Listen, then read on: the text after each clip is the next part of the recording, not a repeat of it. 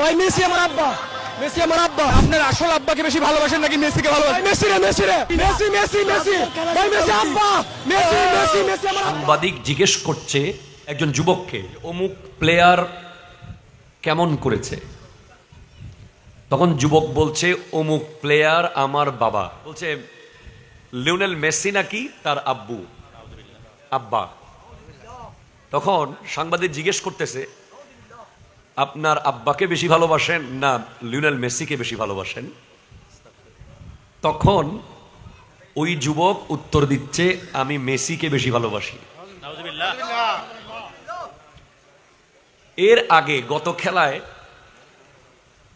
আমাদেরই মতো এক মুসলমানের ছেলে বলল, মেসি নাকি মুসা হয়ে এসেছে, আর মিশর নাকি ফেরাউন। এরপরে আমাদের জামিয়ান একঝাক তরুণ স্মার্ট যুবক ভাইয়ের একটা ওয়ে টু হিকমা একটা পেজ চালায়। ওরা কোনো একটা জায়গায় খেলার আসরে গিয়ে দু একজন যুবককে জিজ্ঞেস করেছে যে আপনার 2022 সালে গোল্ডেন বুট কে পেয়েছিল? বলে লিওনেল মেসি পেয়েছে। ওই যুবক মুসলমানের ছেলে উত্তর দিচ্ছে। পরে তাকে জিজ্ঞেস করা হলো, আপনি একটু বলেন আহলে বাইতের কয়েকজন সদস্যের নাম জানেন? সে বলছে, সরি আমি আহলে বাইত কি চিনি না। এবার আবার ব্রাজিলিয়ান একজনকে জিজ্ঞেস করা হচ্ছে, আপনি তো ব্রাজিলের ফ্যান, কয়েকজন লেজেন্ডারি ব্রাজিলিয়ান খেলোয়াড়ের নাম বলেন। তখন 3-4 জন ব্রাজিলের প্লেয়ারের নাম বলেছে যাদের বয়স তার বাবারও বেশি, তার জন্মের বহু আগে তারা খেলেছে। তো বলছে ঠিক আছে, আপনি লেজেন্ডারি কয়েকজন প্লেয়ারের নাম বলতে পারলেন, লেজেন্ডারি কয়েকজন সাহাবার নাম বলেন যারা দুনিয়াতে থাকতে জান্নাত পেয়েছিল। তখন ওই মুসলমানের ছেলে একজন সাহাবার নামও বলতে পারে নাই, ইভেন সিদ্দিক আকবরের নামটা পর্যন্ত সে বলতে পারে নাই। ওয়াল্লাহি আল্লাহ শপথ করে বলছি, আমি জয়নুল আবেদিনের ভাইরাল হওয়ার আর কোনো জায়গা আছে? আপনারা কি মনে করেন, আমার কি আরো ভাইরাল হওয়ার প্রয়োজন আছে নাকি? আপনারা কেউ মনে করিয়েন না যে আপনারা হুজুররা ভাইরাল হওয়ার জন্য খেলার কথা বলেন না। আল্লাহে নিজের চোখে দেখতেছি, চুপ থাকতে আর পারতেছি না। কারণ আমার প্রজন্ম খেলাকে খেলার জায়গায় রাখতে পারছে না, ঠিক কিনা জোরে বলেন না? বিশ্বকাপে বাংলাদেশের নামই নাই, বাংলাদেশ ফুটবল টিম বিশ্বকাপে নাই, অথচ মৃত্যুর মিছিলে বাংলাদেশ শ্রেষ্ঠ। মানে ফুটবল খেলাকে কেন্দ্র করে এ পর্যন্ত প্রায় 15 জনের কম বেশ মারা গেছে এই দেশে।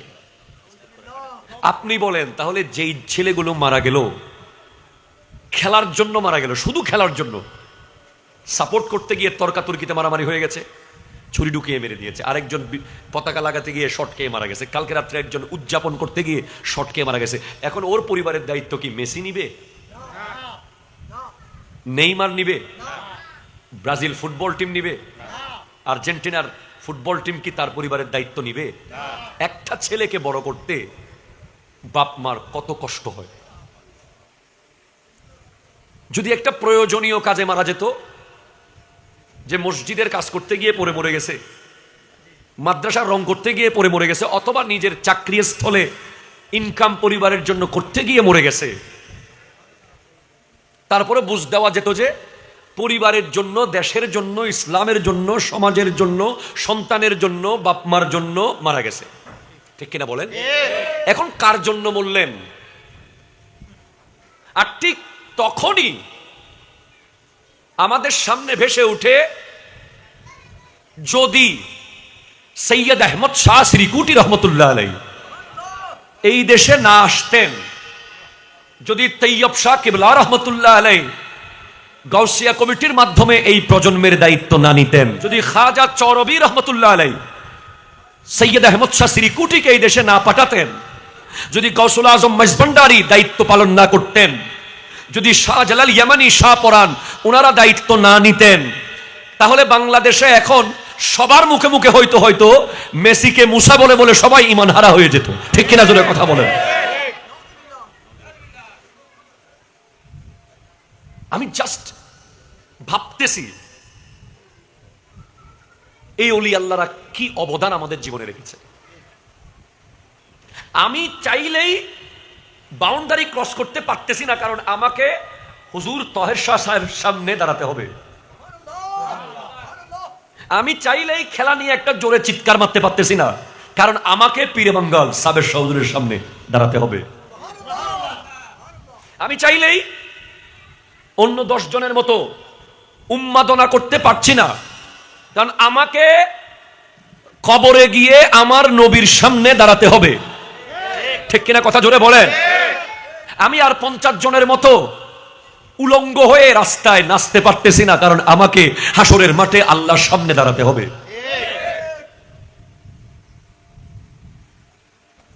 আমরা পাচ্ছি না কেন? আমাদের কাছে ডিফেন্স সিস্টেম আছে, আমাদের কাছে ডিফেন্স সিস্টেম আছে। কি আছে ভাইজান? ডিফেন্স সিস্টেম, প্রতিরক্ষা ব্যবস্থা। ইরানের কাছে এয়ার ডিফেন্স সিস্টেম আছে। আমেরিকা যতই মারুক, আকাশেই সেগুলো শেষ করে দিচ্ছে ইরান। আবার ইসরায়েলের কাছে আয়রন ডোম আছে। ইরান যতই ইসরায়েলে মারুক, 300-400টা একসাথে মারলেও 2-1টাও ভিতরে ফেলতে পারছে না, কারণ আকাশ প্রতিরক্ষা ব্যবস্থা।